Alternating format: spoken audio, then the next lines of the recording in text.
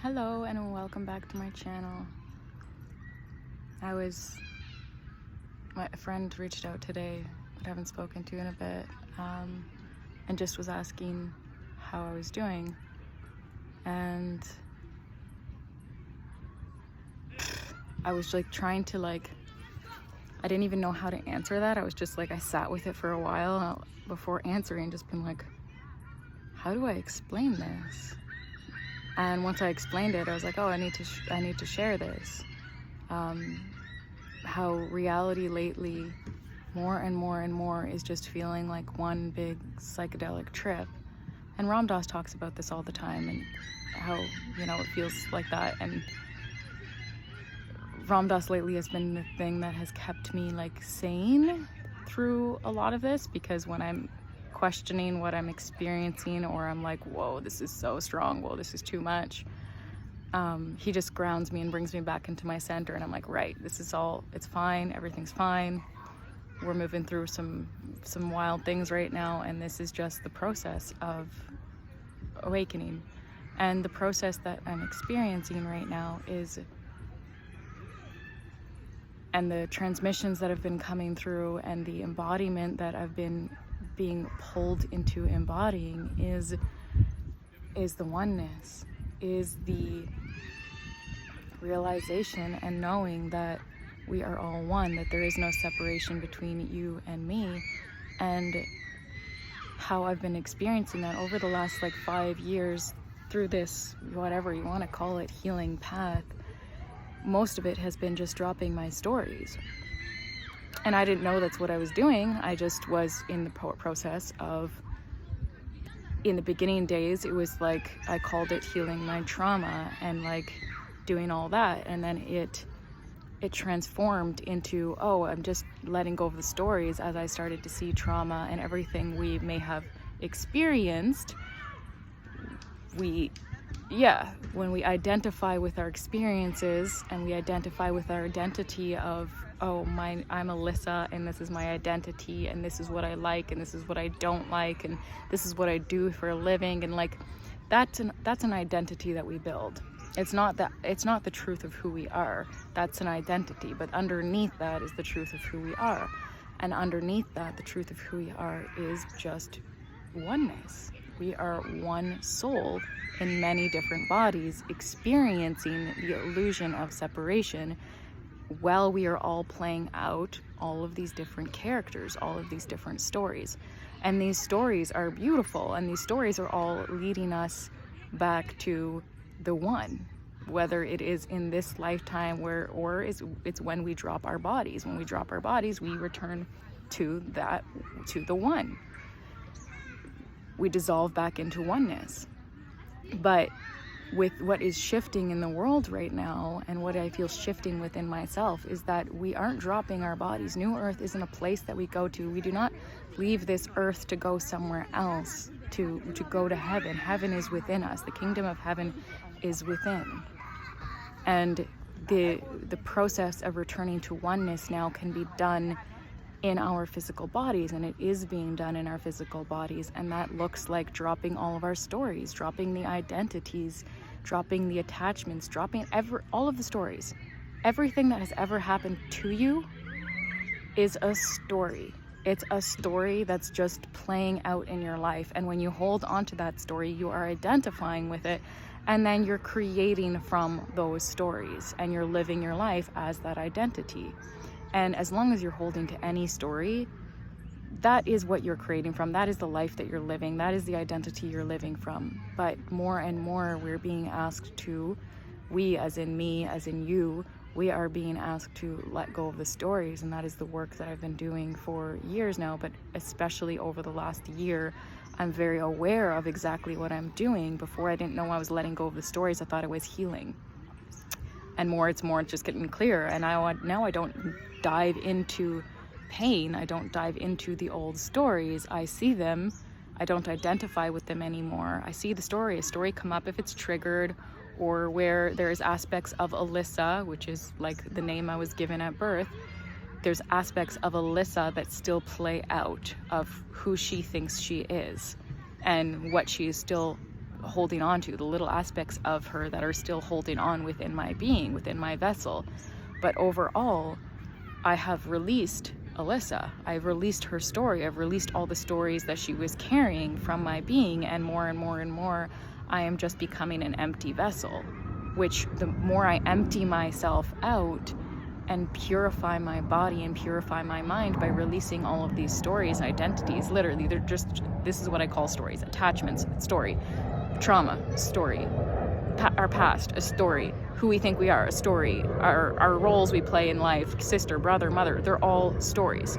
So when we drop that story and realize none of it is actually who we are, and we just become this empty vessel, then we see the truth around us. Then we are moving into the oneness, and we return to the one while still in our physical body. We don't need to drop our body to return to the one, to return to God, to return to our truth, to experience heaven.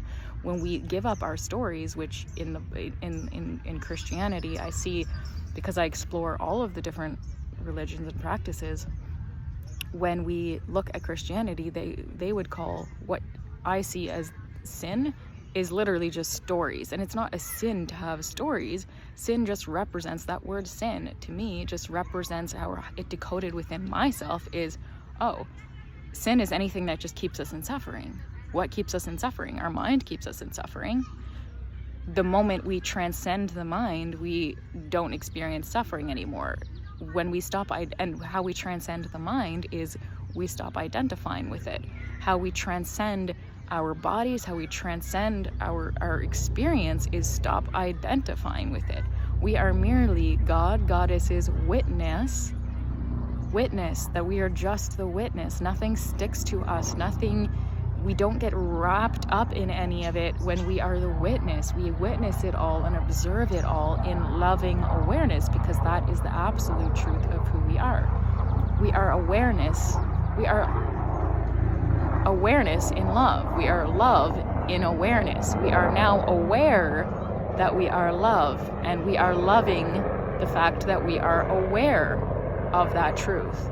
That is the truth of who we are. And anytime I experience myself, or the old aspects of myself that haven't fully been washed away yet, fully been purified by this, by the fire of truth, when it hasn't been fully cleansed and purified, there's some times and some days I notice aspects of the old within me that go into separation, because we're literally changing the whole way that our mind and our body works.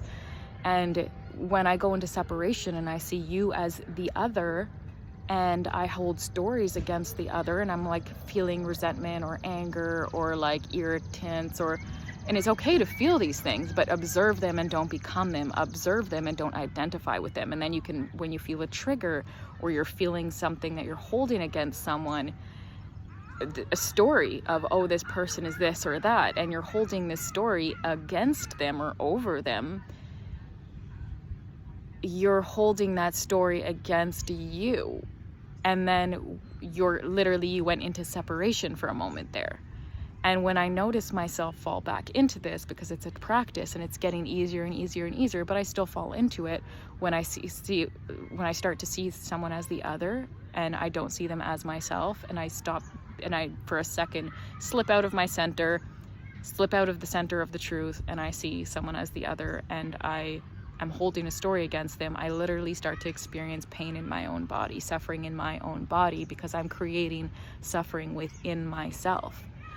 So within, so without. Whatever we are experiencing on the outside is equally being experienced on the inside.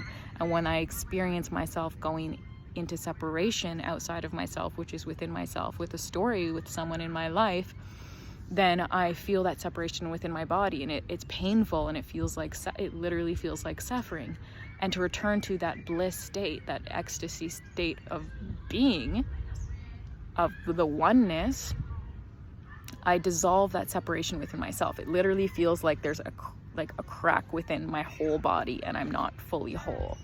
And when I step back into that, when I dissolve it, I feel the separation within myself, and I'm like, right, they're me. And I dissolve the story, and I dissolve what I'm holding, and I dissolve them as the other, as the perceived other, into myself. into my own heart. I feel them, I feel the story, I dissolve it in my heart. When I dissolve it in my heart, I return back to my center, and I come back to the truth of who I am, and I return to the one. And how I experience life when I am connected, and we're always connected, but sometimes we're out of alignment with it and we've fallen off our center.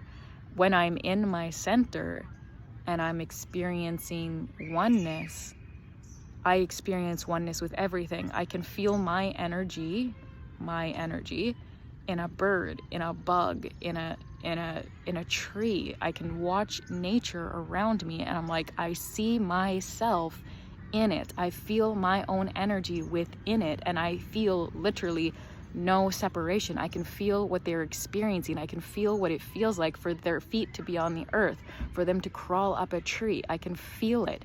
I can tune into it because I have become one with it. And when I have become one with, when I'm in that, when I'm in nature, like right now, I'm in a park, but it's still, I'm in nature. When I feel the wind inside of me. It's no longer, oh, the wind brushing up against my face so much. It's the wind blowing through me, because the wind, I am becoming one with all. You're not just one soul with every other person. You are one soul, one consciousness, one energy with all of life. You are nature. You are everything. And when you return to this truth, you feel it all within you. There's literally no separation. There's no separation between you and the wind. There's no separation between you and that tree. That is an illusion. We are literally all connected to it. We are all part of it.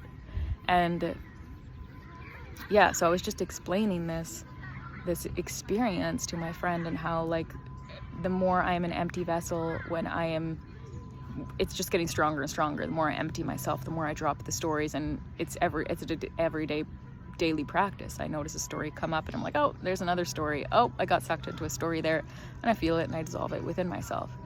And another interesting experience that I'm having is, just as I see myself in the birds and the bees and the trees and all of nature, when I'm in front of a person or in someone else's field, there is no story of Alyssa anymore. There's tiny little aspects of it inside of me here and there that haven't fully washed away, that I still experience here and there. But for the most part, there is no Alyssa left in me. There is no story left in me. And because there's no story left in me, there's no identity left in me, I am an empty vessel when I am in that oneness. And when I'm in that and I'm an empty vessel, the people in the perceived other that is standing in front of me, I just become them. I literally am just them. I feel everything within me that is inside them. I feel everything that has not been felt in their bodies, in their awareness, in my own body. I can feel it all, because when I'm in someone else's field, I because I'm embodying the oneness, I dissolve into them. And when I'm experiencing that, when there is someone in front of me and I'm in someone else's field, I also am I literally feel like I'm not really even existing. They are talking to themselves. They're literally standing there talking to a mirror, and I am just now literally them. And I just become a mirror for everything within them that has not been felt, everything within them they're avoiding, everything, all of their triggers, all of their wounds. I am now literally just a mirror for that. So we become really strong medicine for those who haven't dropped the identity, because now we are becoming their identity, and everything that they are not looking at within themselves is staring back at them. And I experience some people being so triggered by me and just not even wanting me to be in their reality, or like they project back onto me. They're like, oh, they think it's me, and they were projecting their wounds, their stories onto my energy field. So it feels like at the beginning of the day, I'm a clean mirror, I'm a clear mirror, and then I feel projections of other people when my energy just triggers them, when I don't even need to say anything. My existence just triggers them, because I literally, when we are an empty vessel, we literally just act as a mirror for other people, what's inside of other people. And it's beautiful, because that is what sets them free. We become a mirror to help them free themselves from their own stories. And that's how I have freed myself and continue to free myself, is the mirrors around me, the people around me, are constantly reflecting what's inside of me, because I know that they are me. So if they are whatever they're reflecting and showing me by their existence, and if they're triggering me in some way, or I'm feeling, they're teaching me. If they trigger something and I slip back into separation of being like, oh, you this, you that, then I'm like, shit, they're just showing me. That's just me showing me where I'm still not free. So yeah, this is the process that we're all going through to some extent, or that's what I feel, that's what I'm moving through. So I know this is happening on a larger scale, obviously, because we're all connected. This is heaven on earth. This is new earth, what so many people are talking about, but there's a lot of misconceptions of what new earth is and what heaven is. But heaven is within us. When we are in that oneness, we experience pure bliss. I don't experience it all the time, but it's more and more, it's holding. When I'm in that oneness, I experience literally bliss, like constantly being in an orgasmic state. But it's like an orgasm of the heart. It's like a full body blissed out state that you can't even handle it. It's so beautiful, and you're so deeply in love. That is the truth of who we are, and that is what is available to us, and that is heaven. We experience everything as literally orgasming energy, like just pure bliss. I can't even put it into words how good it feels when this energy is moving through me. But I know more and more and more we are returning to that natural state of being, because that is the truth of who we are. But we will never experience heaven, which that is heaven. We will never experience heaven as long as we are holding on to our identities and our stories and who we think we are. Because you are not who you think you are. You are not your stories. You are not any of the things that you identify with or hold on to. And we fear we fear letting go of these stories and what we identify with, and these, oh yeah, we think we're a job, and people ask who we are. What do you answer when someone asks who you are, and when someone asks to tell you about yourself? Like, look within yourself and ask yourself, what are you identifying with? What are you choosing your identity to be? That is the reality that you're choosing to exist in. And for 90% of the population, or possibly higher, we're choosing separation. We're choosing bondage. We're choosing suffering, because we've been programmed to. It's been this implant of separation. We've been programmed to want to be better than others, to think that we're better than others. Oh, this car, and I have a better job. I'm making more money. I'm more important than you. I'm better than you. And these titles, we're so addicted to these titles and all of these stories. We're addicted to the suffering. We don't realize we're addicted to the suffering. We're addicted to the stories and the titles and all of these things on this level. But underneath the surface of being addicted to wanting those titles and, wanting to feel better than others or more successful than others, underneath that, you're actually, the undercurrent of that energy, you're addicted to suffering. That's separation. And underneath separation is suffering, because you are rejecting the truth of who you are, and you are rejecting others. Your heart is closed off.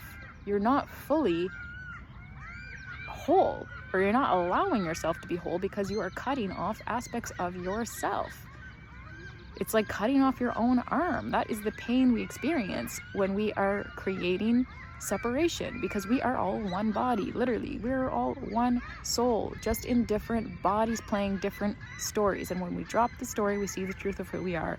And the truth of who we are is that we are all one. Literally, we are all one.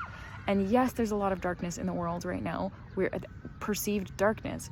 What is happening in the world is a reflection of what's happening inside. There's a lot of characters, there's a lot of beings that are identified with stories, and they're playing out painful stories. The only way that we can dissolve the darkness in the world, the evil in the world, is to bring it back into our center and dissolve it back into our hearts. Integrate it all back into our hearts and dissolve it into the one which exists within us. Give it back to God, to Source, which is within us. Dissolve it within. When I experience and I'm seeing someone crying and I'm seeing anger and I'm seeing literally so much chaos happening in my external world and people having stories against me and people having hate against me, I literally just hold it in love and literally feel like it's a tornado that just gets sucked into my heart and dissolves into my center. Because the whole universe exists within our centers. Dissolve it back into dissolve it back into the universe, dissolve it back into the one, into the creator, into God, Goddess. It's all within you. When I look around my outside world now, I literally see my inside. The inside is on the outside, and everything I see outside of me, I know is really within me. It's like being inside my own body, being inside my own mind, and all of these characters represent everybody in this park. All of these characters and everything I'm experiencing right now is everything that is within me right now. And when I experience hate outside of me, I get to dissolve it within me. When I experience pain outside of myself, I get to dissolve it within myself. When I experience literally any change we can only make on the inside. This isn't a war to be fought. This is a embodiment of love and peace and of oneness. This is embodiment of truth. And that's what we are being asked to do. And that is what the divine has been whispering to us, calling us home. And this is our only chance to move forward as a collective, as a planet, as Earth. The only way forward. There is no way forward. We will destroy ourselves with the direction that we are moving in if we choose the timeline of separation any longer.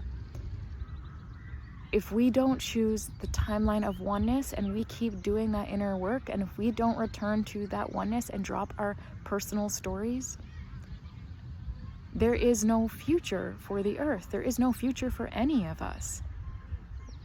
The only way forward is to remember this truth and to come back to our center and come back to love. This is what we've been preparing for. This is what we've been preparing for lifetimes upon lifetimes upon lifetimes. So will you be courageous enough to listen? Are you courageous enough to drop your story, drop the ego, drop the mind, drop the ego?